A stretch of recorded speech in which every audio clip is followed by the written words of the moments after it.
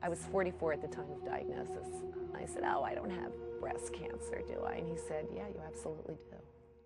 A diagnosis of cancer conjures thoughts of surgery, radiation, and chemotherapy. But doctors are learning it's important not just to treat the disease, but the physical and emotional side effects as well. This can involve a range of therapies, from natural medicines to complementary treatments that battle effects of cancer.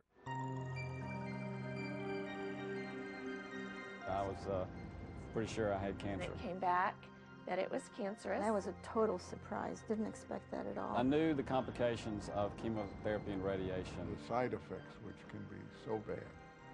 Depending on the type and stage, cancer can be treated with drugs, surgery, and radiation. Oftentimes patients look to natural therapies as a way to regain some part of control. A study published in the Journal of Clinical Oncology found that 69% of cancer patients had used at least one complementary or alternative therapy as part of their treatment.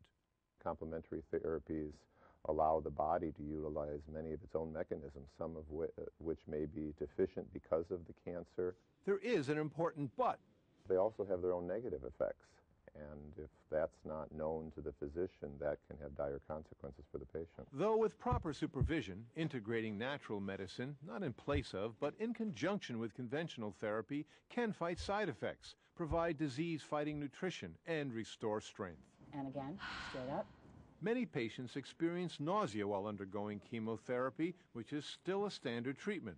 It's very distressing to them, and it really impacts their whole treatment after that. Drugs can help sometimes, but not always. Now researchers are also looking at natural remedies. Ginger has been researched for a variety of types of nausea, including nausea related to chemotherapy.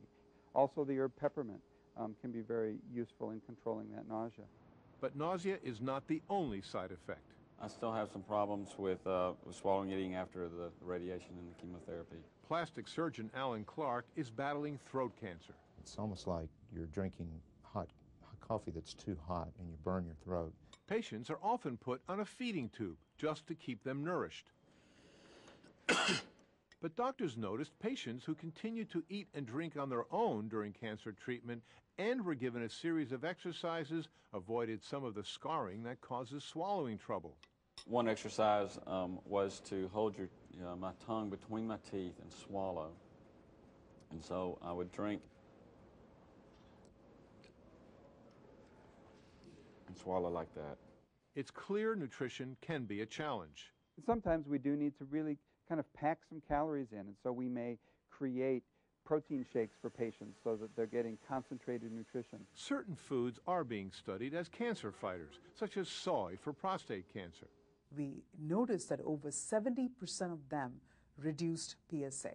Prostate-specific antigen is the measure for prostate cancer. However, if soy is good for one cancer, it may not be good for another. A woman with estrogen receptor positive breast cancer, we don't want her to consume soy because there is a risk that that may actually stimulate the cancer to grow. Another challenge? Restoring physical and emotional strength. It's a critical part of cancer treatment and survival. Moderately aggressive walking program can significantly improve patients' energy levels. That's great. In fact, activities once taboo are now empowering survivors to fight lingering consequences. Okay. Squeeze. I'm going to give you something to squeeze on. Lymphedema is one of the most common late effects of breast cancer treatment. Lymphedema is swelling caused by removal of lymph nodes. To prevent it, patients were told to avoid heavy lifting. It is part of that old thinking. Researchers at the University of Pennsylvania recently found a flaw in the conventional wisdom. After 6 months of strength training, their quality of life had improved and their lymphedema symptoms had improved. I exercise every day. I think they peg me out for recurrence. I don't even think about it. Treating the cancer, treating the side effects, but also treating the patient like a whole person. Thank you for everything. That's why oncologist and cancer survivor Dr. Ed Starrin recommends more than the traditional approach.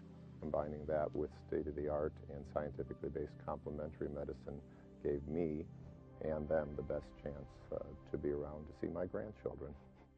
Knowing which complementary treatments are appropriate requires consultation with your doctor and professionals trained in natural medicine and oncology.